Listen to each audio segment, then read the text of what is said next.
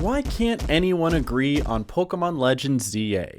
Like, it can't be that hard, right? Either the game is good, it's bad, or it's somewhere in the middle. And for just about any other game, that would be the case. Red Dead Redemption 2 is a good game. Bubsy 3D is not. Though it does tend to get a little bit more complicated when we talk about Pokemon. Pokemon has one of the most passionate fan bases in the world, which means they will pretty much praise anything that Pokemon brings out, while simultaneously criticizing it into the ground. And this gets highlighted even more when you present the idea of giving them ratings and rankings, as you can see behind me.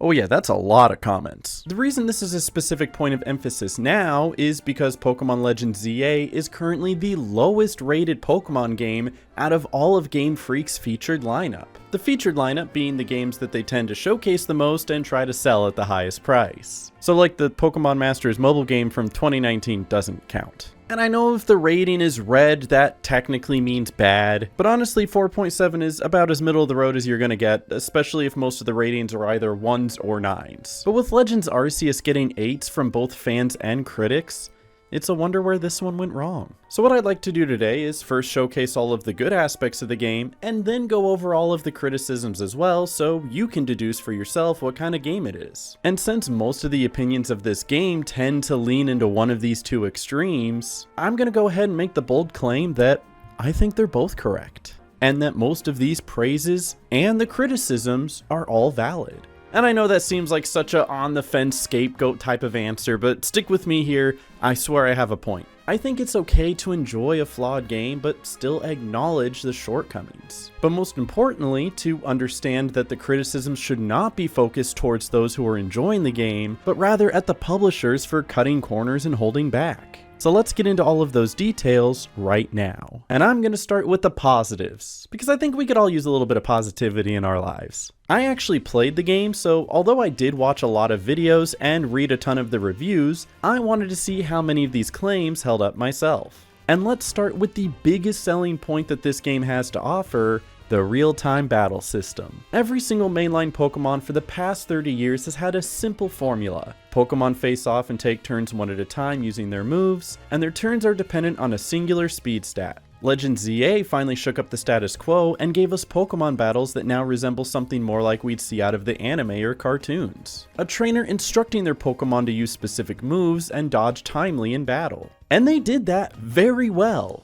This change alone gave a fresh perspective to the Pokemon gameplay without inherently having to change the Pokemon formula. Your Pokemon still level up, they still learn new moves and evolve, they all have their strengths and weaknesses, and they even brought back the capturing system that they introduced in Pokemon Legends Arceus, where you can sneak up on a Pokemon and physically throw the ball at them. So adding a more engaging battle mechanic, I think most would argue is a plus in this case. And this new battle system is especially noticeable in the brand new Mega Evolution fights. Several times throughout the game, you and your Pokemon have to take on out-of-control Mega Evolving Pokemon, and during these fights, not only do you have to be concerned about the Pokemon battle aspect, you have to make sure that you aren't getting hit. So not only are you moving your own Pokemon around and instructing them which attacks to use, you also have to run around and dodge roll away from these attacks. And I think that's a really cool new feature. And speaking of Mega Evolutions, they introduced a ton of new ones in this game. Victory Bell, Excadrill, Dragonite, and Starmie, as well as a dozen others. And my small hot take is that Mega Evolutions are the best version of enhanced battle mechanics that Pokemon has ever added over Terraforms, Z-moves, and whatever else they've tried. And they should just stick to Mega Evolutions from here on out. Okay, thanks. The new Mega Evolutions provide more variety as well as new strategies, plus some of them just look awesome. Hard to say that many would disagree with that either. You get more freedom than ever before with your team by allowing you to change their moves whenever you like, and evolve them whenever they're ready, or don't. That's completely up to you. The research system brought over from Legends Arceus is consistently rewarding, so catching Pokemon and exploring new areas doesn't feel like a chore, and we can never dismiss the music. Pokemon games have consistently had some of the best music in gaming. And that's a fact. I don't want to hear anyone say anything otherwise.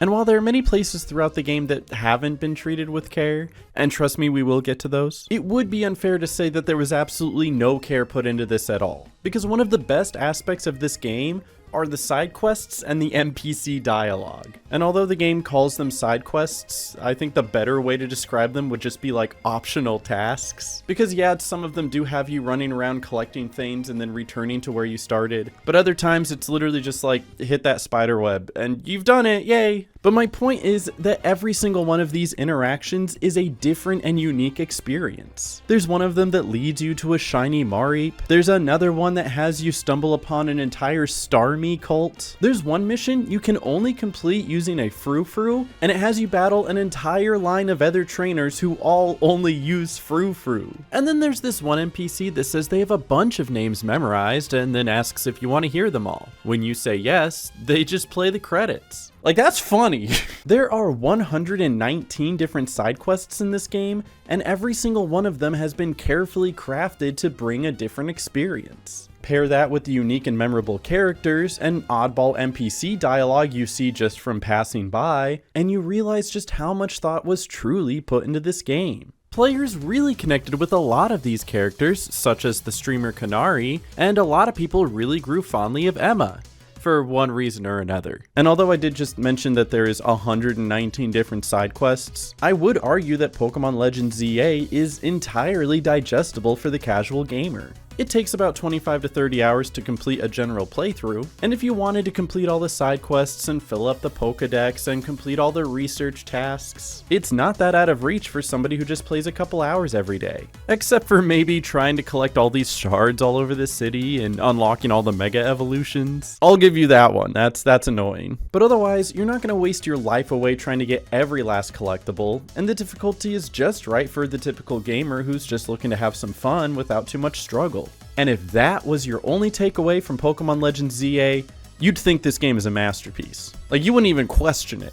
But there is another side to this coin, and even great art isn't without its criticisms. So let's get this out in the open right now. Pokemon is the highest grossing media brand of all time at $113 billion.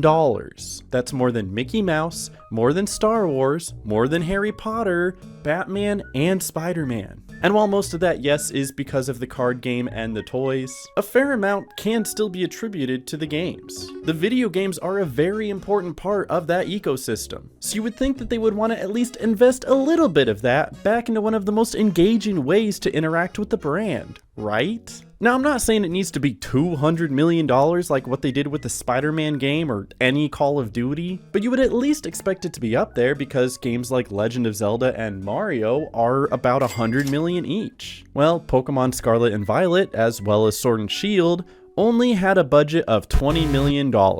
And those are the mainline games. Pokemon Legends ZA had a budget of about $13 million. So with a shoestring budget, it makes sense that so many corners were cut in the game, right? Well, think about it this way. Pokemon Legends Arceus had roughly about the same budget. And you can actually go inside the buildings in that game. You can go inside of maybe like 2 buildings in Legends ZA.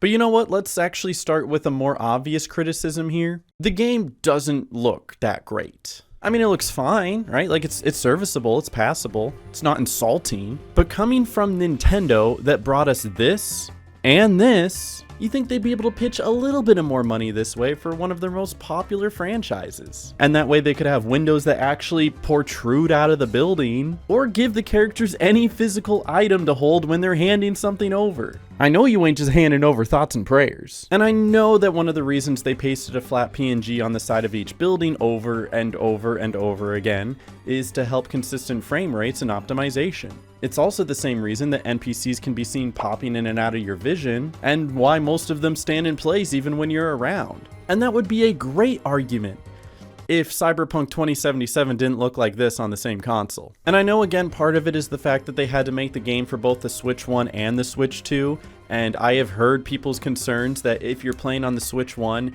you're not really playing the game. But if we are going to make comparisons, it would make the most sense to compare it to Legends Arceus, since, again, it had about the same budget and it was made by the same people. That said, Legends Arceus has all of these different areas to explore, complete with unique biomes and elevation. Legends ZA has one city, and that's it. Lumio City is based off of Paris, which is seen by the Eiffel Tower-like structure in the middle. This is meant to be an expansion of the same city that we get to see in Pokemon X and Y, and we were really hoping to see it expanded. Paris has some beautiful surrounding areas that could have been explored, like the thought of adding in some secret catacombs, but instead we have city streets, city rooftops, and you can go into the sewers like twice. Definitely limiting to what it could have been. And this also goes for the wild areas. Every place that you're meant to go to find brand new Pokemon pretty much all look exactly the same. There are some very slight variations, like one of them being a cemetery and the other one having some ice and snow in it, but otherwise a lot of these could very easily be confused with one another. And again, that's mainly due to it being confined to just one city, but it makes me miss all of the different settings from the other Pokemon games, like caves or mountains or forests.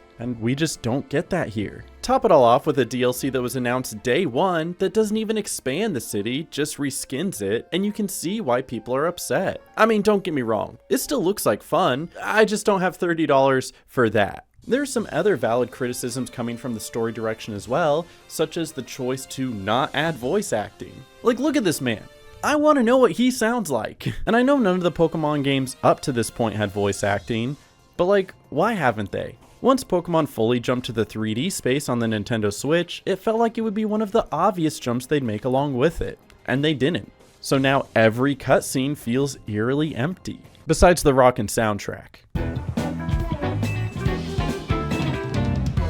But even if you don't mind the lack of voice acting, maybe you should mind the lack of choice. And even worse, the illusion of choice. Nearly every time you have a dialogue option in the game, it means nothing. It's there to make you feel like you're contributing. But no matter what you choose, the game still plays out exactly the same way. In some Pokemon games, if you choose the wrong dialogue option, it will make you go back and do the choice again and again until you choose correctly. You, me, rivals, yes?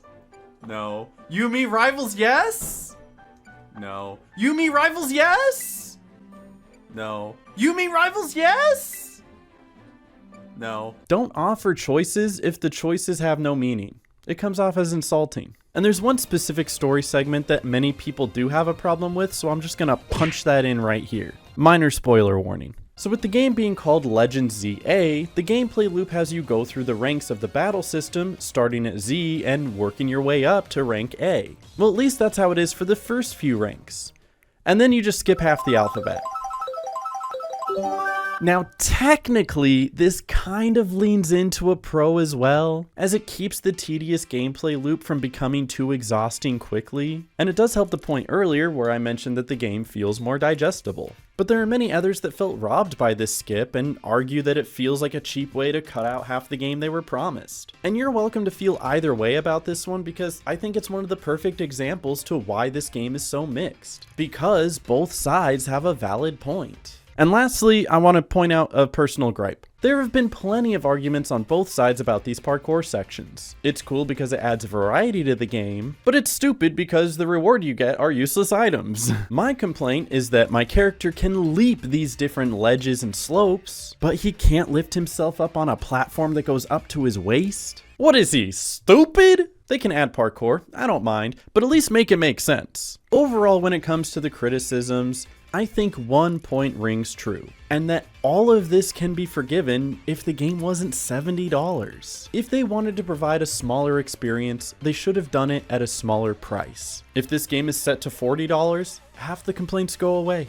And then you're really only left with the people who hate on it because they hate the joy in other people's lives. But even that ties back into my original point in all of this. It's okay if you like the game, and it's okay if you don't. But it's senseless to attack each other with these opinions because technically both sides are correct. The criticisms should be geared towards Nintendo, and not the people who are enjoying the game. And for those who enjoy it, you can enjoy it while still acknowledging that you deserve something better too. From the comments I've received on my TikToks and YouTube shorts about this already, it seems most people are kind of in that boat. It's just weird that it feels like most of the reviewers and content creators are not, and they're the ones that feel the need to take such radical positioning. So although this is coming from a YouTuber who technically just did a review of the game, take it from me and don't let YouTubers and reviewers tell you what you should think about it. Play the game if you think it looks interesting, or don't buy it if you don't. So hopefully you learned a little something from the video, but more importantly, I would love to hear what you think about this game.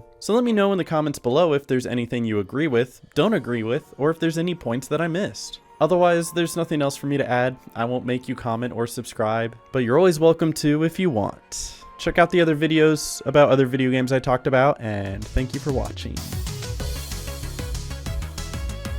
It does have some banger music.